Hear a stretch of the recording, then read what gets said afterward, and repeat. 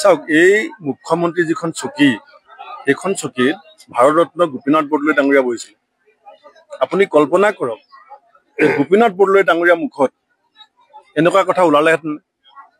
যিটো কংগ্ৰেছ দলে তেওঁক ৰাজনীতি আঙুলিত ধৰি ক খোৱা শিকালে।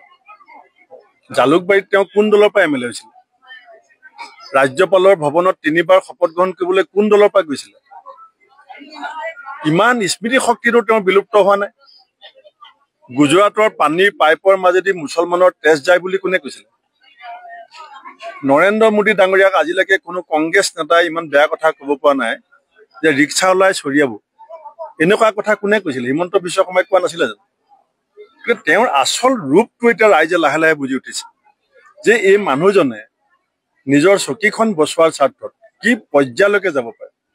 আৰু যদি কংগ্ৰেছে লুঙি ল'ব লাগে, আমাৰ কাৰণেতো লুঙি, ধুতি, লং পেণ্ট, পাইজামা চব সমান। মই ধুতিও পিন্ধো যেতিয়া নামঘৰলৈ যাওঁ। কেতিয়াবা ঘৰত আমি আজৰি সময়ত লুঙিও ব্যৱহাৰ কৰোঁ। ৰাজনৈতিক দলৰ সভাত আজি পাইজামা পিন্ধি আহিছো। বাহিৰত ফুৰিবলৈ গ'লে লং পেণ্ট পিন্ধি যাওঁ। আমাৰ কাৰণে দৃষ্টিভংগী বেলেগ। যদি বিজেপিয়ে ভাবিছে যে আমাৰ দলৰ চিম্বলটো তেওঁলোকে ঠিক কৰিব, আমাৰ বহুত মানুহে মোক কয় যে বিজেপি চিম্বল কিয় পদুম ফল হৈছে? নাথুৰাম গডছে যিটো বন্দুকেৰে গান্ধীজীক হত্যা কৰিছিলে, সেইটো বন্দুকে তেওঁলোকৰ চিম্বল হ'ব লাগে। কাৰণ বিজেপি RSSৰ ৰাজনীতি আৰম্ভ হৈছে গডছেৰ বন্দুকৰ গুলিৰ পৰা। গতিকে হিমন্ত বিশ্ব শৰ্মায়ো ৰাষ্ট্ৰীয় বিজেপি কেন্দ্ৰীয় নেতৃবৃন্দৰ সৈতে কথা পাতি তেওঁলোকৰ চিম্বলটো নাথুৰাম গডছেৰ যিটো বন্দুক আছিলে, যিটোৰ পৰা 3 যায় গুলী, গান্ধীজীৰ বুকুত মাৰোতে হে ৰাম বুলি কৈ গান্ধীজীয়ে মৃত্যু খাব দিছিলে, সেই বন্দুকটো তেওঁলোকে চিম্বল কৰি লওক। চাওক, এই মুখ্যমন্ত্ৰী যিখন চকী, সেইখন চকীত ভাৰতৰত্ন গোপীনাথ বৰদলৈ ডাঙৰীয়া বহিছিল। আপুনি কল্পনা কৰক, যে গোপীনাথ বৰদলৈ ডাঙৰীয়া মুখত এনেকুৱা কথা ওলালেহেঁতেন। যিটো কংগ্ৰেছ দলে তেওঁক ৰাজনীতি আঙুলিত ধৰি ক খোৱা শিকালে। জালুকবাৰীত তেওঁ কোন দলৰ পৰা এম এল এ হৈছিল? ৰাজ্যপালৰ ভৱনত 3বাৰ শপত গ্ৰহণ কৰিবলৈ কোন দলৰ পৰা গৈছিলে? ইমান স্মৃতি শক্তিটো তেওঁৰ বিলুপ্ত হোৱা নাই?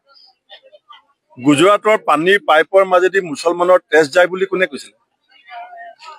নৰেন্দ্ৰ মোদী ডাঙৰীয়াক আজিলৈকে কোনো কংগ্ৰেছ নেতাই ইমান বেয়া কথা ক'ব পৰা নাই যে ৰিক্সা ওলাই চৰিয়াব।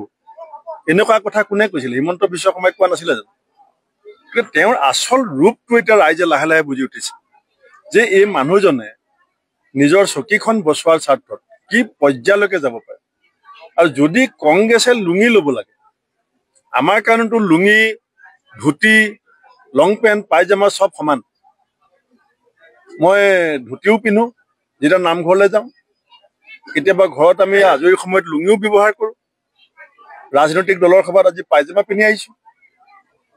বাহিৰত ফুৰিবলৈ গ'লে লং পেণ্ট পিন্ধি যাওঁ। আমাৰ কাৰণে দৃষ্টিভংগী বেলেগ। যদি বিজেপিয়ে ভাবিছে যে আমাৰ দলৰ চিম্বলটো তেওঁলোকে ঠিক কৰিব, আমাৰ বহুত মানুহে মোক কয় যে বিজেপি চিম্বল কিয় পদুম ফল হৈছে?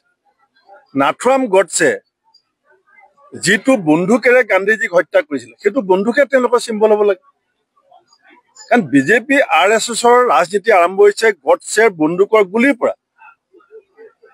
গতিকে হিমন্ত বিশ্ব শৰ্মায়ো ৰাষ্ট্ৰীয় বিজেপি কেন্দ্ৰীয় নেতৃবৃন্দৰ সৈতে কথা পাতি তেওঁলোকৰ চিম্বলটো নাথুৰাম গডছেৰ যিটো বন্দুক আছিলে, যিটোৰ পৰা 3 যায় গুলী, গান্ধীজীৰ বুকুত মাৰোতে হে ৰাম বুলি কৈ গান্ধীজীয়ে মৃত্যু খাব দিছিলে, সেই বন্দুকটো তেওঁলোকে চিম্বল কৰি লওক।